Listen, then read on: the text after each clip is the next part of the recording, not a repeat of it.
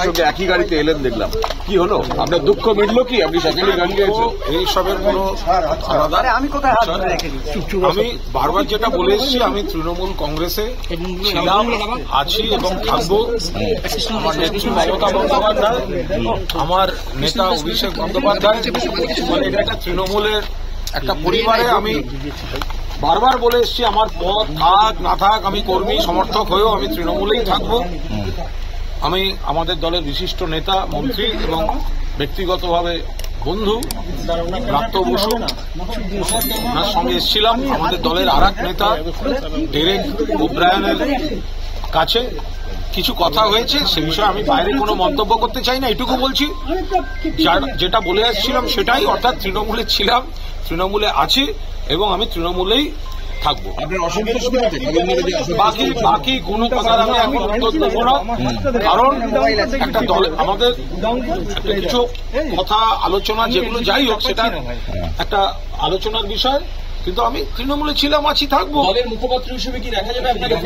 আমি এই বিষয়গুলো তো সব আগে উত্তর দেওয়া হয়েছে, ফলে আমি বলছি আমি দলে ছিলাম, আছি, থাকবো। আর একটু সময় দিন না, সব দেখা। যে অসন্তোষ আপনার ছিল, খারাপ লাগা ছিল, সেটি কি মিটলো এখন বৈঠকের পরে? এইভাবে তো দুম করে হ্যাঁ না এগুলো না, আমি এইটুকু বলছি যে আমি তৃণমূল কংগ্রেস পরিবারের একজন গর্বিত সদস্য এবং আমার মনে হয় আমার দলও আস্থা রেখে, স্নেহ রেখে আমাকে দলের সঙ্গে থাকার অধিকার যে।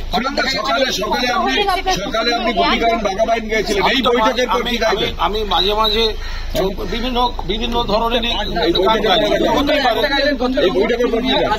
আগে গান ছিল, একটা ইয়ে ছিল, এক একটা গান এক এক সময়।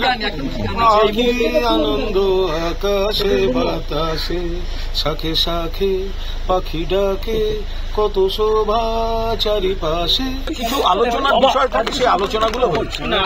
যিনি আপনাকে সাধারণ সম্পাদক, রাজ্য সাধারণ সম্পাদক পদ থেকে সরিয়ে দেওয়ার চিঠিতে সই করেছিলেন, তার বাড়িতে এসে বৈঠক করছেন।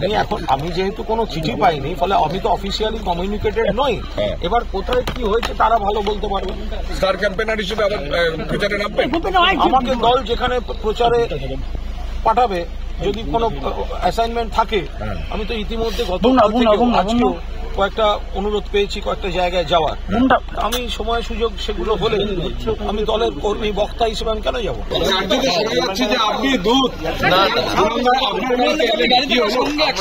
তৃণমূলের লোক আরেকজন তৃণমূলের লোকের বাড়ি নির্বাচন নিয়ে কথা বলতে, এখানে এটার মধ্যে অস্বাভাবিক কথা নেই। আর কি কথা হলো সেটা আমি মিডিয়ায় বলবো না, আমাদের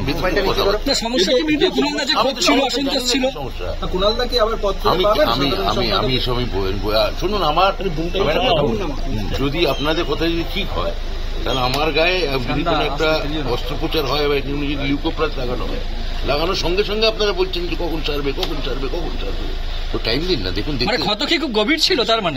কিন্তু যিনি সই করে সাধারণ সম্পাদক পদ থেকে সরালেন, তার বাড়িতে বৈঠক, এটা তো অস্বাভাবিক।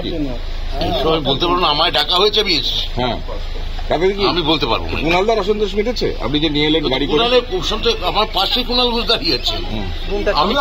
আমি তো আমার দলের স্পোকসপারসন। কিছু বিষয় ছিল, সেগুলো আমরা কিছু আলোচনা হয়েছে।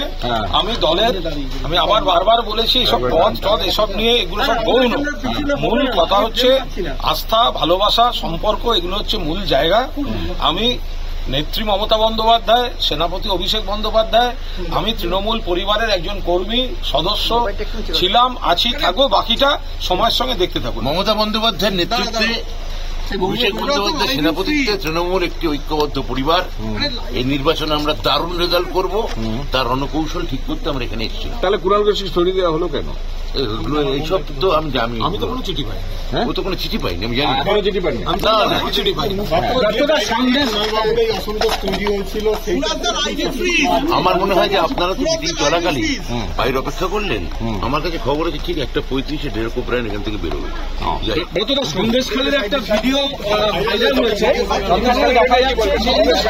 শুভেন্দু অধিকারী পুরোটা সাজিয়েছিলেন বিকেল 5টায়। আমার না, এটা আমাদের কাছে, আমি সেটা জানি না। হ্যাঁ, যাও কেন, কারণ আমার কাছে বিকেল 5টায় আমাদের নেতা অভিষেক বন্দ্যোপাধ্যায় নিয়ে আজকে প্রেস কনফারেন্স করবেন। তার আগে আমাদের এই জেনে এখন এই মুহূর্তে এটা বলা সমীচীন নয়। আমাদের উপর একটা নিষেধাজ্ঞা, আমরা হয়তো কেউ থাকবো।